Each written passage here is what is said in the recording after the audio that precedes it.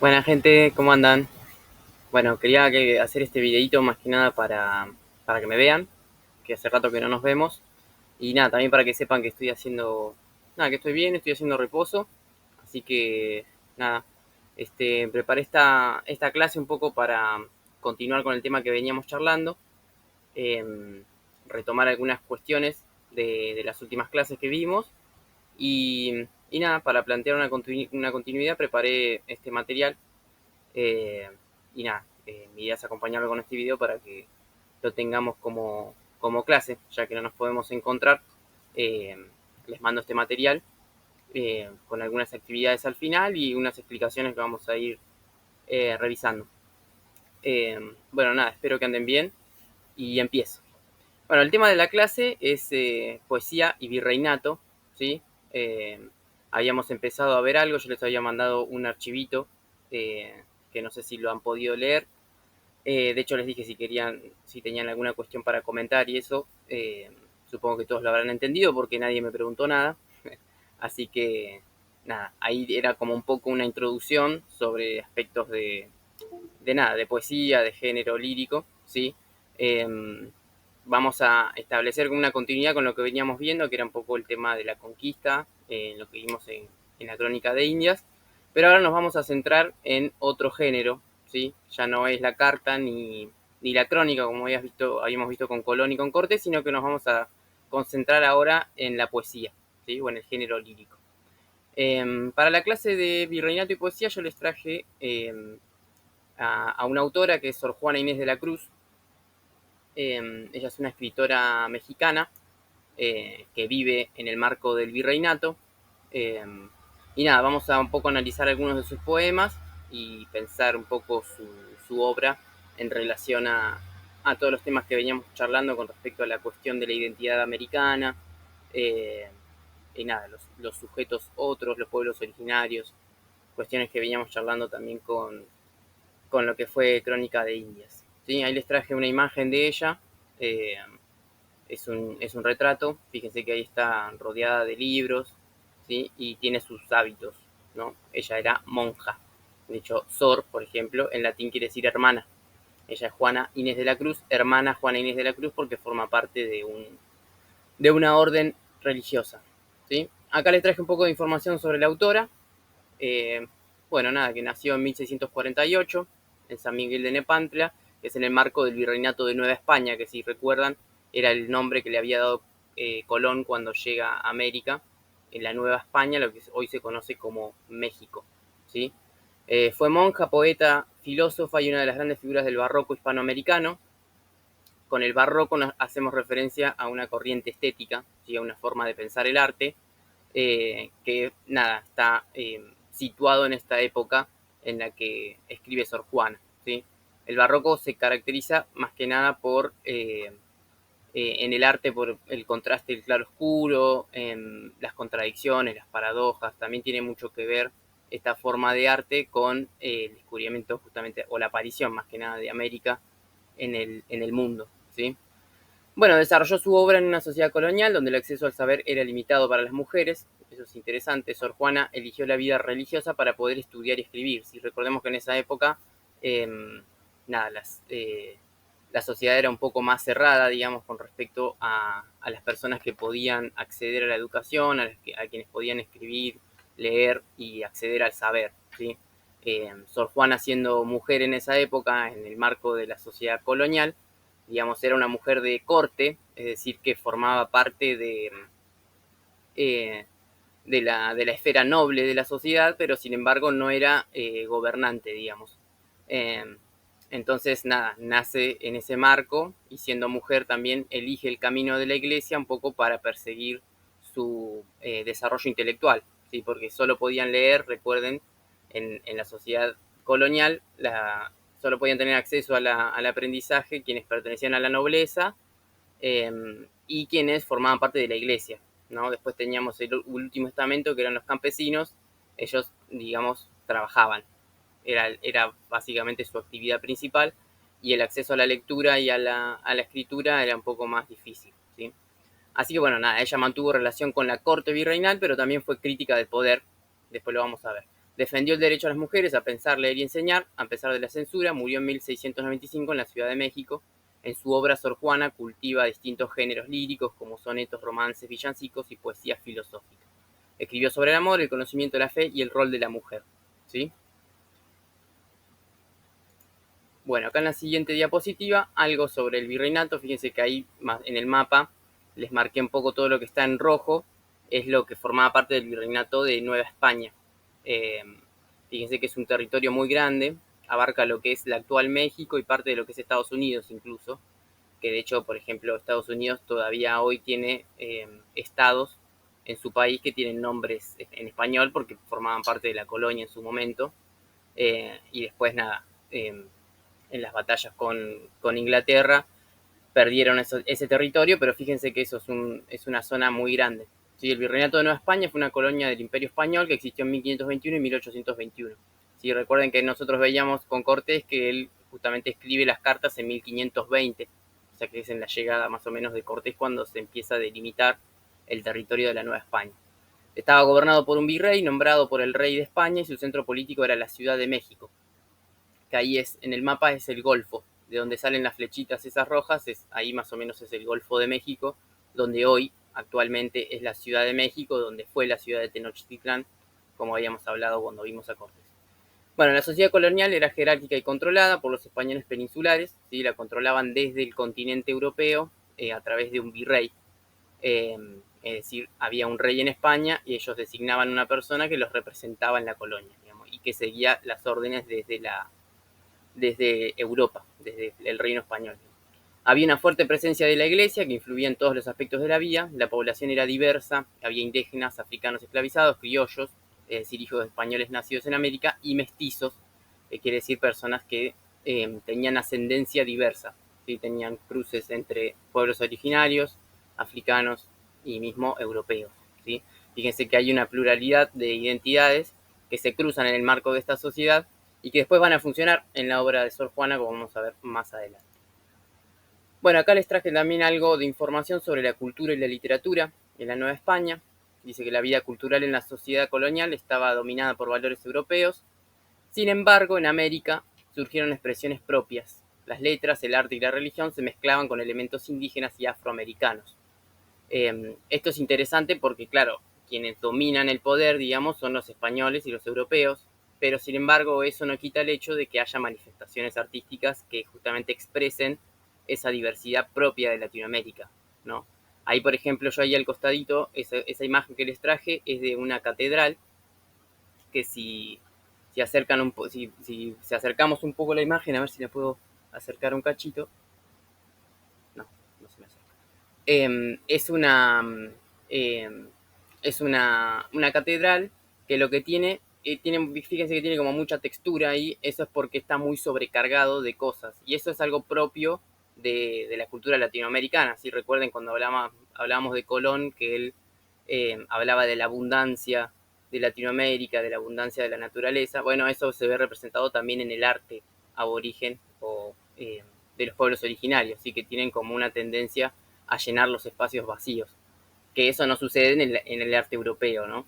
El arte europeo en general es más diverso. Cuando aparece América en el mapa, empiezan a incluir esas cuestiones. Y fíjense que es una catedral religiosa, que es la arquitectura es algo propio de Europa, y sin embargo adopta características propias de la identidad latinoamericana, ¿sí? Como la diversidad, la abundancia, incluso si se pudiera acercar la imagen, van a ver que tiene elementos propios del folclore eh, de los pueblos originarios, ¿sí? De su propia mitología y de su propia simbología en imagen, ¿sí?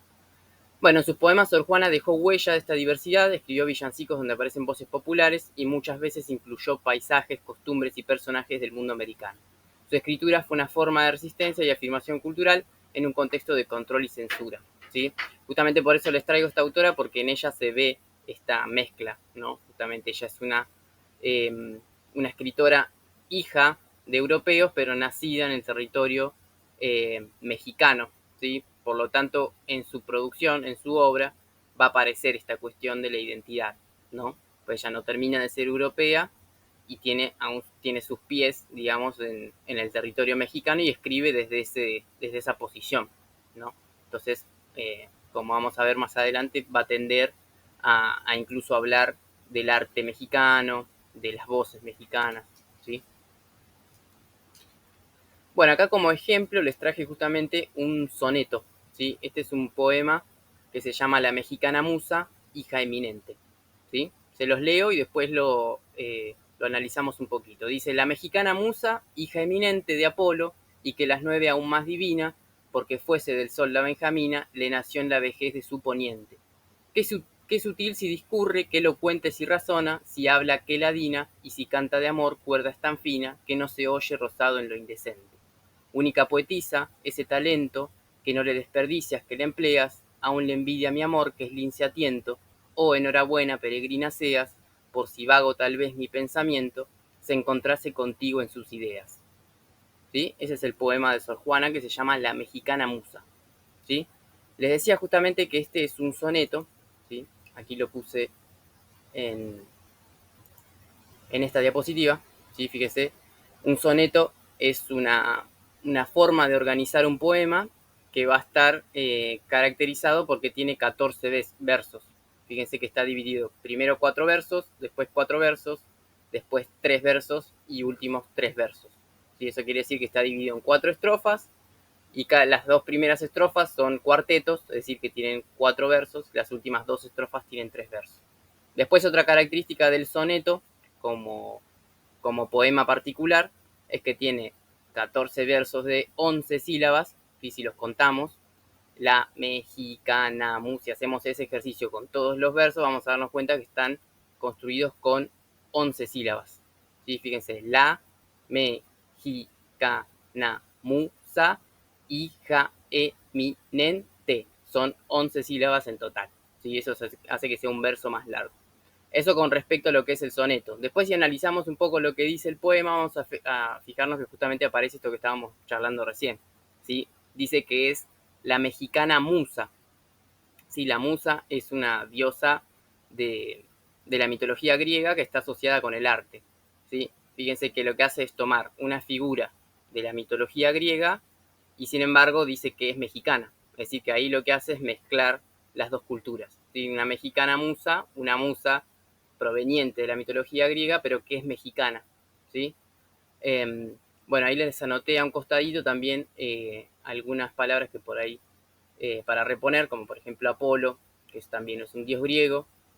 Y lo que dice el poema, básicamente ahí, fíjense que la mexicana musa es la hija eminente de Apolo, es decir, que es una hija también de un dios griego, y que nació en la vejez de su poniente, es decir, en el oeste. ¿Sí? El sol nace en el este y se pone en el oeste, es decir, que está hablando específicamente del territorio mexicano. Con la musa mexicana se refiere justamente a las artes provenientes de México. Y después fíjense que el poema lo que hace es valorizar las características que tiene esta musa mexicana. Dice que es sutil, que es elocuente, que es fina, que es la única poetisa, dice de hecho, y que fíjense que al final del poema aparece el yo lírico o el sujeto que habla en este poema. ¿Sí? Dice, oh, enhorabuena, peregrina seas, por si vago tal vez mi pensamiento se encontrase contigo en sus ideas. ¿No? Es decir, ahí habla la persona que recita el poema y básicamente lo que dice es que desea encontrarse con esa musa. ¿Sí? Si vago tal vez mi pensamiento se encontrase contigo en sus ideas.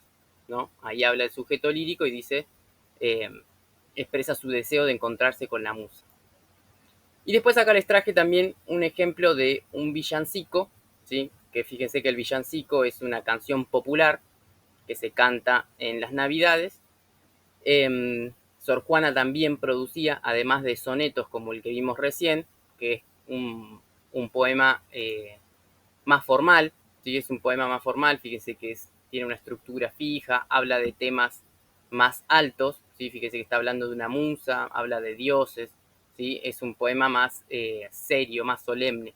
En cambio el villancico, que también escribía Sor Juana, tiene más temas populares, ¿sí? Porque justamente los villancicos eran pensados para ser cantados en la calle, ¿sí? En el marco de las Navidades o de las fiestas religiosas. ¿Sí? Recordemos siempre que también Juana escribía también con mucho tema religioso porque básicamente ella era, formaba parte de la religión. Y acá lo que les traje como de particular para que lo revisemos es un villancico en el que aparece la voz de un aborigen, ¿sí? De un nativo, de un mexica, de un nativo de las tierras americanas. Les leo un pedacito, dice: púsolos en paz un indio, que cayendo y levantando, tomaba con la cabeza la medida de los pasos, el cual en una guitarra, con ecos desentonados, cantó un tocotín mestizo de español y mexicano. Este es un fragmento, ¿sí? Antes lo que está diciendo está narrando ese encuentro que es la celebración de San Pedro Nolasco, y dice que básicamente llega un indio que agarra una guitarra y que se propone tocar un tocotín mestizo, ¿sí? Un tocotín es un canto popular, y fíjense que aparece ahí la palabra mestizo de español y mexicano, ¿sí? Ahí lo que hace Sor Juana es justamente representar en este poema eh, la interculturalidad, ¿sí? Es decir, la unión de ese mestizaje porque el indio canta entre español y su propia lengua nativa. Fíjense que van a aparecer más adelante palabras del náhuatl, que es la lengua propia de los mexicas. Y ahí prosigue con el tocotín, y dice tocotín: los padres bendito tiene redentor, amo nignel toca, y matino Dios. Solo Dios pisinfli del cielo bajó, y nuestro tlatlacol nos lo perdonó. Para estos, Teopixqui dice en su sermón que este San Nolasco Miechtín compró. Yo al santo lo tengo mucha devoción, y de sempual juchil le doy. Yeguatl so persona, dis que se quedó, con los perros moro impamque ocasión. Mati Dios, si allí lo estuviera yo, Sensonte le matara con un mojicón, y nadie lo piense, lo hablo sin razón, cani panadero de mocha opinión. Fíjense que aparecen ahí palabras en náhuatl, que es la lengua propia de los mexicas. Yo lo que hice es ponerle unas traducciones abajo para que lo puedan entender. Por supuesto que estas son palabras que toma Sor Juana, no necesariamente hablaban así los indios. Eh, lo que ella hace es como una traducción, y ahí yo lo puse para que puedan recuperar el sentido de esas palabras. Una traducción, lo que está abajo en rojo es la traducción de ese, de ese lenguaje que utiliza el indio en este tocotín. Y fíjense que lo que hace el indio es un poco enojarse porque alguien había hecho enojar al padre Nolasco. eh, y fíjense que hace referencia a, a los enemigos musulmanes. Fíjense en esa parte, dice con los perros moros, impam que ocasión, que la traducción dice con los moros, en esta ocasión, que son los enemigos musulmanes, digamos, de la religión. Y lo que dice el aborigen en este caso es que si hubieran aparecido los musulmanes estando él presente, les hubiera dado un golpazo. Fíjense que dice allá, Sensonte le matara con un mojicón, hubiera matado a 100 de un golpe, y nadie lo piense, lo hablo sin razón, lo dice este panadero de opinión clara o corta, irónicamente, dice, ¿no? Así que fíjense que también aparece no solo la voz del nativo mexica, sino que también aparece el tema del humor, ¿sí? Porque este villancico es una canción popular, entonces va a tender a hablar de temas más cotidianos, digamos. Y en este caso lo que hace es poner a un nativo mexicano en el marco de un villancico, y lo que hace el nativo básicamente es expresar como, bueno, un poco su naturaleza más práctica, ¿no? Porque dice, bueno, en esta cuestión, cuando ingresan los musulmanes, que son los enemigos de la religión católica, lo que hace el nativo mexica es golpearlos, ¿no? Bueno, es un poco la forma que tenía de representar en esa época este tipo de individuos, ¿no? Es una de las formas. Recuerden que si bien aparecen vocablos propios de la lengua náhuatl, esto es desde la óptica de una persona perteneciente a la religión y y desde la corte, ¿sí? Porque Sor Juana era religiosa y además pertenecía a la corte. O sea que esta visión de los habitantes también está un poco direccionada por la óptica desde los estratos por ahí más poderosos, aún siempre teniendo en cuenta, ¿no?, que Sor Juana, de todas maneras, más allá de que pertenece a la corte y de que forma parte de la religión, tiene una posición bastante desafiante con respecto al poder, ¿sí? Y a otras cuestiones. Pero bueno, nada, se los quería traer como para revisarlo, además del soneto, tener otra opción un poco más liviana. Y bueno, acá les planteé algunas actividades que después se las paso más en limpio. La idea es que trabajen ustedes con las redondillas de Sor Juana, que se las voy a pasar después en otro archivo, y un poco también con todo lo que forma parte de esta clase y con la información que está presente en las diapositivas, que también se las voy a pasar aparte, ¿sí? Las actividades las pueden hacer tanto en grupo como individual. Por ahí sería mejor que las hagan en grupo.